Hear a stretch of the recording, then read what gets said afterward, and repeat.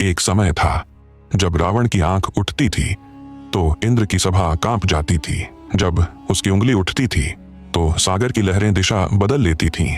और आज वही रावण मृत्यु की गोद में पड़ा, अपनी ही सांसों की गिनती कर रहा था। पर वो मरा नहीं था, अभी कुछ शेष था, एक चुपता हुआ सत्य जिसे वो खुद अपने मुंह से कहकर इस दुनिया पर छोड़ जाना चाहता था। लंका जल चुकी थी, सोने की रेखाएं राख बन चुकी थीं, रथों की चिल्लाहट अब चीखों में बदल चुकी थी। और इसी शोर के बीच राम ने लक्ष्मण को आदेश दिया, जाओ लक्ष्मण, जिससे तुम युद्ध करते रहे आज उससे ज्ञान लो, क्योंकि मृत्यु से पहले एक दुष्ट भी सच बोलता है। लक्ष्मण धीरे धीरे रावण के पास पहुंचे और वहां जो उन्होंने सुना वो किसी वेद में नहीं था, किसी ग्रंथ में नहीं था, बल्कि वो था उस आत्मा से निकला हुआ सच जिसने अपने पूरे जीवन में सब कुछ भोगा और सब कुछ खोया। रावण की आंखें अध खुली थीं, आवाज टूटी, लेकिन भीतर आग बाकी थी। लक्ष्मण, तुम युद्ध जीत चुके हो, पर जीवन अभी बाकी है, और उस जीवन को जीतने के लिए 3 जहरों से बचना सीखो जिन्होंने मुझे निगल लिया।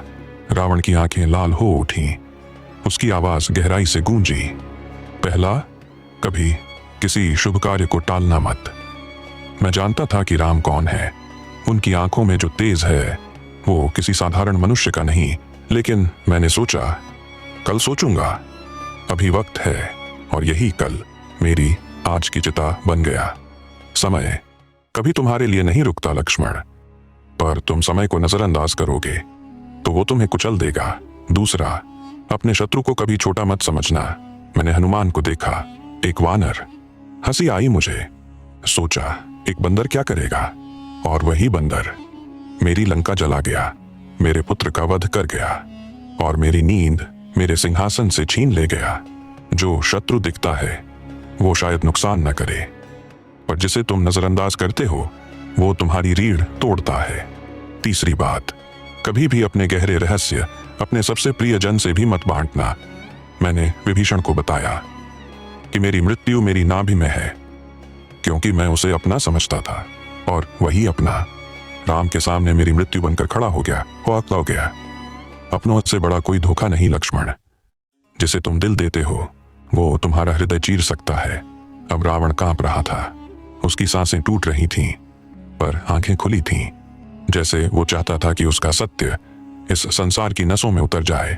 लक्ष्मण, मैं रावण हूं, दशानन, जिसने ब्रह्मा से वरदान लिया, पर अहंकार में उन्हें भी ठुकरा दिया। मैं वो हूं जिसने सीता को छुआ, पर अब मौत मुझे छू रही है। इन 3 बातों को पत्थर की तरह सीने में रखो, क्योंकि कलयुग में लोग मुझसे भी बड़ी भूल करेंगे, लेकिन कोई उन्हें चेताने नहीं आएगा। रावण अब चुप था, एक लंबा मौन जो चीख से भी ज्यादा खतरनाक था, और लक्ष्मण चुपचाप लौट गए। लेकिन वो 3 बातें, वो 3 जहर समय की नसों में घुल चुके थे। आज कलयुग की हर गली, हर गलती रावण की उन्हीं बातों को दोहरा रही है।